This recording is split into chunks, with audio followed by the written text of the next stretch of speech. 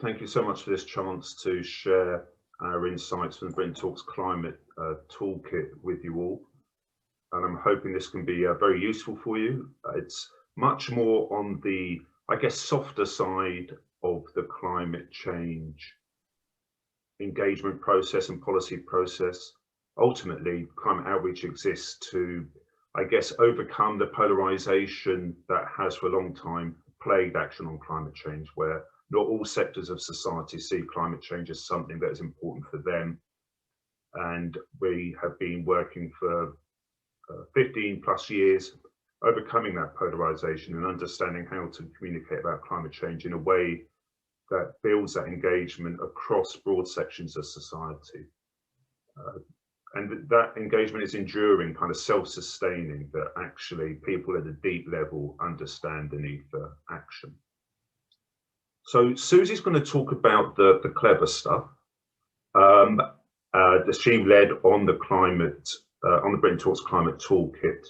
I'm just going to give a little bit of background to the work, how Britain Talks Climate is an evolution on the work that we've been doing before. Susie will talk in some depth about actually the work we did and the findings from the toolkit, and then I'll briefly summarise where we're going next with the project, and then say any Q&As be great to hear, and we'll try and answer those. So if you could go to the next slide, please. Thanks, Susie. So as I say, what we've been trying to do is recognise that often with climate change, it can be talked about in terms like net zero, 1.5C, quite a kind of scientific technical discussion, which is not generally how non-expert lay audiences would come to build engagement, come to understand the issue, come to build that strong, deep emotional connection with the problem. Rather than it being kind of like a cost-benefit analysis that people are expected to rationally go through to calculate what's the best optimal behaviour for them. What we're trying to do is create those toolkits, those narratives, those frameworks which really connect climate change with the concerns, the issues, the fears and aspirations that ordinary people have. And as I said, we've been doing this for a long time, and generally what we would say, it's about, our approach is, rather than coming from the numbers down, it's from the values up, working with people where they are in their lives at the moment to build that connection, and moving beyond it simply being something only environmentalists worry about. And this is increasingly important because the policies, as the work you're all doing, you will know this, I don't need to teach you this, but the policies needed to implement and reach those targets are really landing in people's lives now, in their homes, in their streets, in their stomachs, in what they eat. And so this could be where it all falls down, where we can't really afford any more delays. So as we're moving beyond climate change as this kind of abstract thing. Yeah, I'm worried about climate change, I'm worried about war, I'm worried about poverty, I'm worried about starvation, one of those, kind of big problems, to actually stuff that people have got to do in their lives now to be part of the solution. So how can communication help us in that? And what I would say before kind of moving into the Britain Talks Climate Toolkit is the communication, effective communication is a really important part of the piece, but it's not going to do it on its own. The kind of work that Ashton is supporting, that you've been doing, is actually how the work gets done. So there's no magic words that solve it all, that do it all. There are better and worse ways about going about the communication engagement process. So this is what we're going to talk about now. So can you just go to the next slide, please, Susie, quickly? And as the Committee on Climate Change have established, this isn't going to be done by technology alone, that actually this is going to involve people change. You can't do it behind people's backs.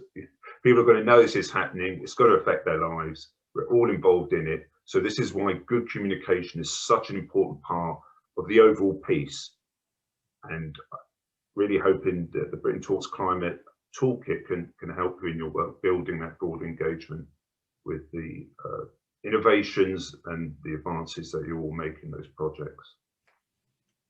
And next slide, please. I'm just going to wrap through. So what we know, just to say it again, is like at the moment, we know what doesn't work, and that's about repeating the facts and figures. Low carbon literacy is important. that talking about climate change is something that's a problem for 2050, something that's a problem for the Arctic, the Antarctic, it's a problem for people living a long way away from us, allows people to kind of say, well, it's not a problem for me. So that's really, you know, we've got to bring it into people's lives. It's got to be about not talking about, as I say, kind of in that standard cliched environmentalist language, but connecting it with people who don't think of themselves as environmentalists. And it's got to be really that deep engagement. You can't just, as I say, go behind people's backs because the changes are too profound, too urgent to be able to expect people to be nudged into these changes without knowing what they're doing. Next slide, please, Susie. Rattle through this. This is my last one, then we'll go to Susie. What does work, as I say, the values up, starting with people's values, finding messages that work across the political and economic spectrum, real world language, finding the trusted messengers. Again, this comes back to the issue of identity. Is this an issue for me, or is it just something that other people need to worry about?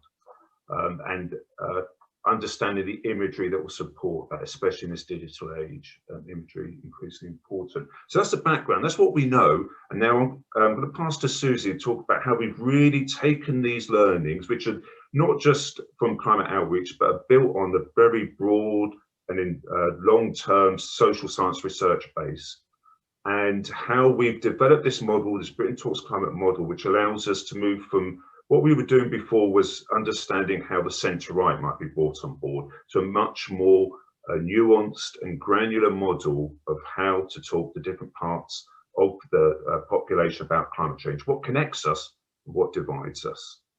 So I think if I've got that right, it should be over to you now, Susie. Thank you, Chris. Yeah, I think so too. Great. Hi, everyone. I'm Susie. I'm a researcher at Climate Outreach. And yeah, I was one of the lead authors on the Britain Talks Climate project that was released in October last year. So we did this research in 2020, just as COVID was beginning.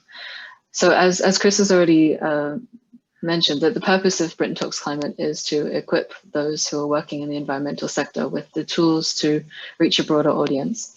And to understand the different communities in the UK based on their values, and also understand how different audiences will respond to different messages, to different policies.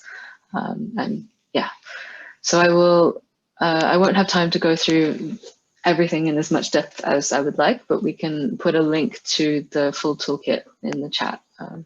I'll do that after this. So a little bit of background on the methodology. The actual sort of segmentation is based on a sample of 10,000 people from England, Wales, Scotland. We tried to get a Great Britain, we tried to get a North Island sample, but there were issues with the sampling with the survey company, but it's otherwise a representative sample of Great Britain.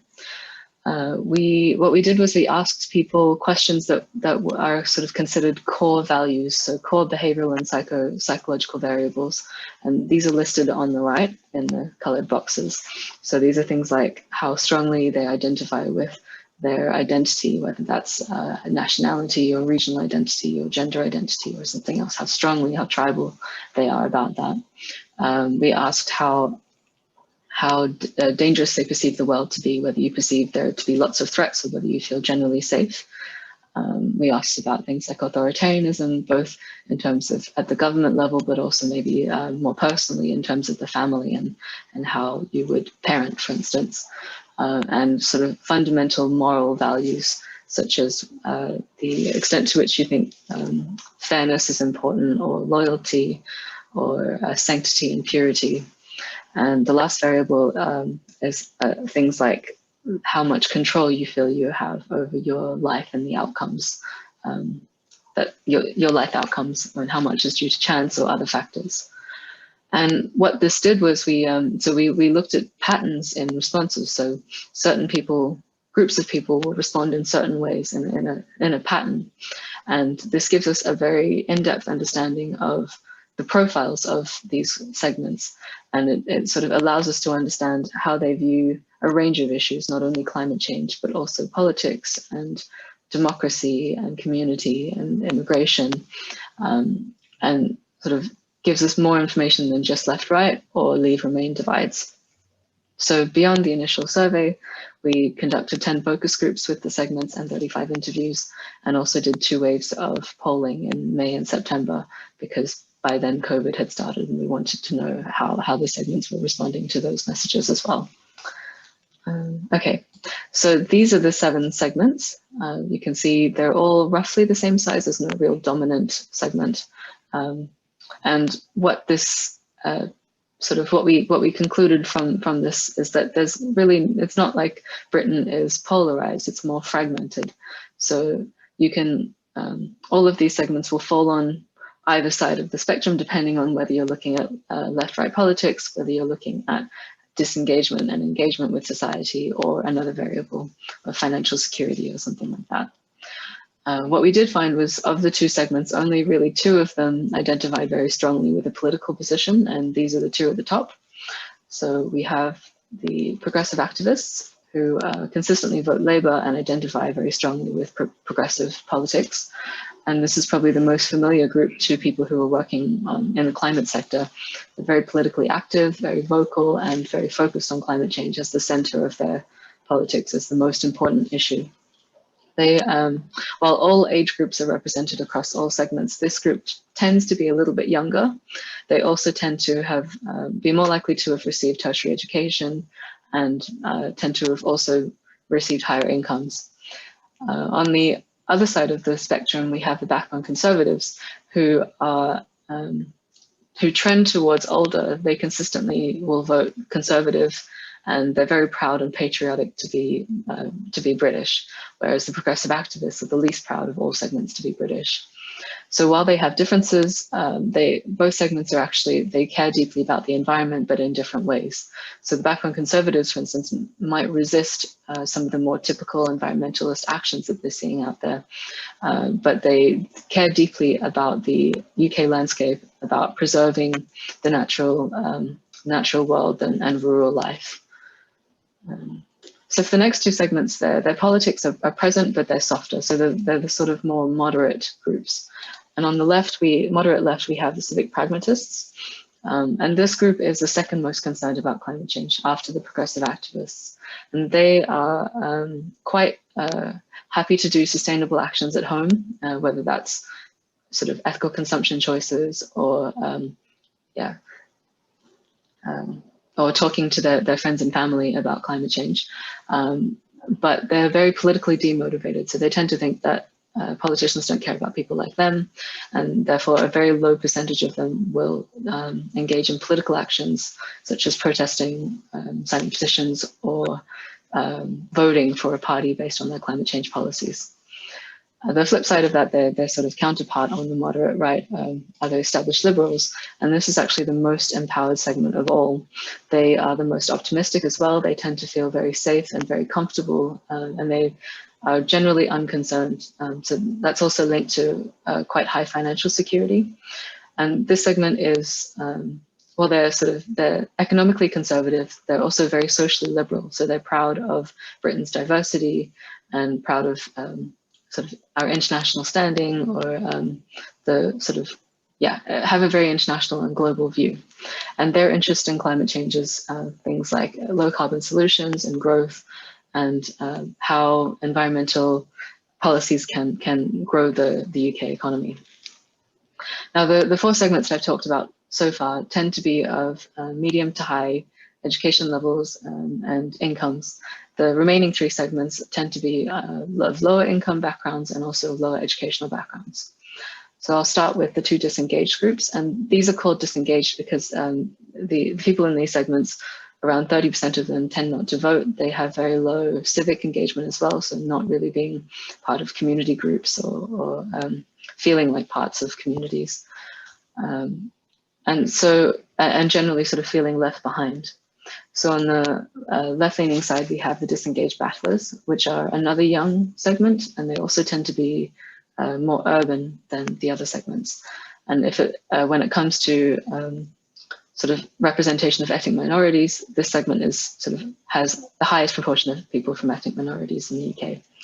And this group is environmental, but they're also very concerned about unemployment. So they're most likely to have been furloughed or have lost their job during the COVID crisis, for instance. And so while they want to do environmental things, they're very frustrated by what they see as some of these actions being very out of reach for them. And on the other side, we have disengaged traditionalists who are demographically different in that they tend to be older, they tend to be much more traditional, and they feel alienated by certain aspects of society. So whether that's climate change or progress in other areas. And they have, I think, around 30% are skeptical of climate change. And while a big proportion of them don't vote, when they do vote, they tend to vote conservative.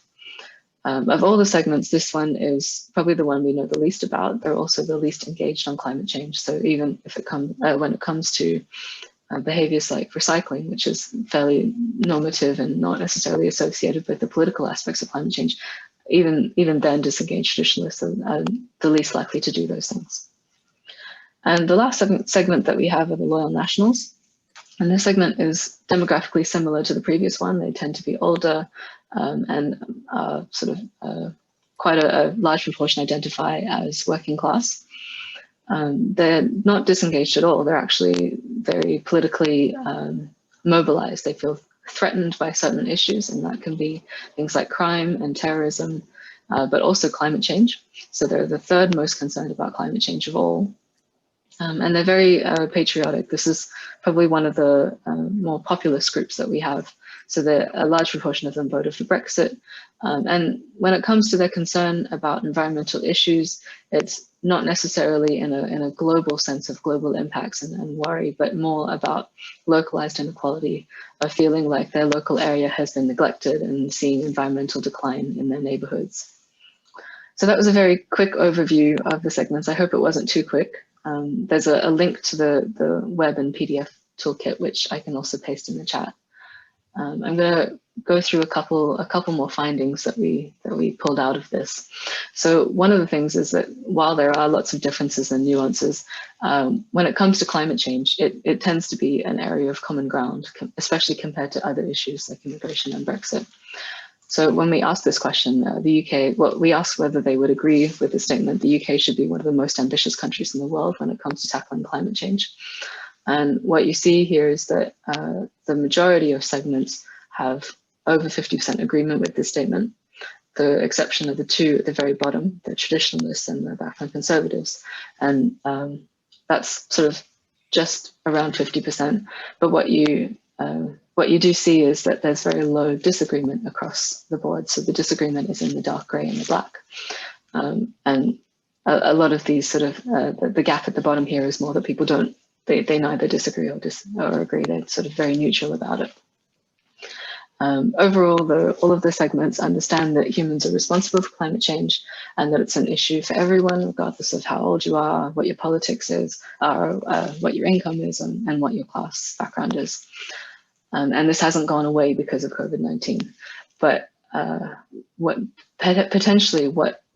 leads to differences in questions like this is how the UK is framed in terms of their leadership in the global sphere. And that's where these differences between segments might come out. And so it's crucial to sort of understand the differences between the segments, to understand how to talk positively about environmental policies and also prevent negative reactions from some people, from some segments. So while no segment is defined by skepticism, the groups have distinct ways of being environmental and in different important ways. In some sense, when it comes to some actions, we actually see quite a lot of support across the political spectrum. So when it comes to personal choices like recycling, reducing plastic use, as well as buying local foods, reducing food waste, and reducing electricity. What you see in this figure is we have the leftmost segment, progressive activists, and the rightmost segment, background conservatives, and both of them have quite high responses and at least above average. So this is something that you can get potentially bipartisan support on. And in general, background conservatives are positive towards certain aspects of ethical consumption that, for instance, support British industries or support good food, eating seasonally and sustainably, and reducing the amount that we waste. And these are quite well supported across the spectrum. One thing is that these actions, a lot of these ethical consumption actions are not accessible to everyone and potentially out of reach for many of the lower income segments. And when it comes to talking about, for instance, various groups being more vulnerable, this is also a point in which some of the segments can disagree. So we ask this question about protecting vulnerable groups from coronavirus and climate change. And the statement is that vulnerable people will be the hardest hit from both issues, and taxation needs to be fair so that the people with the means should pay more to help those in need. And what we have here is the average level of agreement, disagreement, and neutral responses across all segments. You can see the majority agree, but when we break it down by the particular segments, there are some differences. So I've shown here the 3 lower income segments and also the background conservatives. And you can see for the top 2, the ones that are more concerned about climate change, they're quite likely to agree with this statement. But when it comes to the disengaged traditionalists, even though they might be considered as part of the vulnerable groups, they might not see themselves in that way. And they actually have responses that are much closer to the far more financially stable segment, the background conservatives. And another point of difference that we found is how to talk about COVID-19. So this question was asked of segments back in May last year, so a year ago. And we asked people which statement described their views better, whether they think that the damage we're doing to the natural environment is exacerbating the spread of diseases like coronavirus, or whether coronavirus and climate change are unrelated. And you can see back in May, the progressive activists are really the only segment that is agreeing that they're linked. The other segments are much more divided and split. We asked this again in September, and what you see is interesting. You see that the progressive activists have increased their view that they're linked, and so have the more left-leaning segments. But the remaining ones have shifted more in the other direction, thinking that they're not related at all. So there are signs of polarization here. And an indication that maybe connecting COVID-19 to climate change is something that we should be careful about. And Chris will talk about this a little bit more. And the final thing that I wanted to cover is that we also looked at differences in media engagement across the segments. And when it comes to sharing political content on social media, progressive activists are, I think, around 5 times more likely to do so than any of the other segments. And this is particularly important because progressive activists have quite strong views on climate change, and particularly sometimes stances that put them at odds with the rest of the segments. So it's really important to understand then what's being said and by whom and in which spaces, in order to figure out when we're speaking to an echo chamber and then understand how we can reach beyond that. So I think that's all that I have. I'm going to pass back to Chris, and I will also link to the toolkit in the chat. Thanks. Just over 5 minutes left, Chris. Thanks. Yeah, okay, and thanks, Susie. So I'm just going to quickly run through a couple of things we've done since that research, how we sought to develop the model and apply it, and then also what we're planning to do. So we use that model. This wasn't original research, but what we did was applied it, or we explored what the Britain Talks climate model told us about the difference between city, urban dwellers and the rural dwellers, with a particular focus on the needs of rural councillors to communicate effectively to their constituents and residents of their villages and small towns. Next slide, please, Susie. I'm just going to run through this very quickly. And so there's a lot. I think the report is publicly available, and it's on our website, and it's also through UK 100 has it on their website as well. And what we found actually is that the concern around these issues was as strong, or if not stronger, in many of the rural areas, sort of building on what we heard from the backbone conservatives. And there are differences about different policies, attitudes to, for example, transport changes, as you'd expect in rural areas, much more concerned about the bans or restrictions on use of private cars, etc. But overall, what this research showed us is a lot of commonality across the segments in rural areas about concern about the environment, which was maybe not immediately apparent, or maybe not one would think if one was just looking at a left-right segment and thinking that the rural audiences were perhaps more backbone conservatives. But actually, we found there's a lot of commonality around support for policies on climate change amongst rural audiences. But that's a big long report that is publicly available, and we'll probably share the link for that. And next slide, please, Susie. And then we just released, looking in more depth, building on what the work we did with the BTC work, on how COVID has changed or generated attitudes to climate change. And particularly what we're trying to do here is this narrative that certainly in the early days of the lockdown, with mutual community support, etc., that somehow, and with the key workers, there's going to be some big change in people's attitudes to each other and the world. And so there was a lot of the NGO sector making a lot of connections between COVID and climate, because COVID-19 equals X, that means Y for climate change. We really wanted to get into what that meant. So we did a nationally representative survey and tested some narratives in that around whether people's sense of agency had increased, and also the concerns about health, whether that was a good connection still to be making on climate change. The point being that COVID-19 and the lockdown has asked us to make sacrifices in terms of our personal freedom and choices in order to limit our exposure to risks.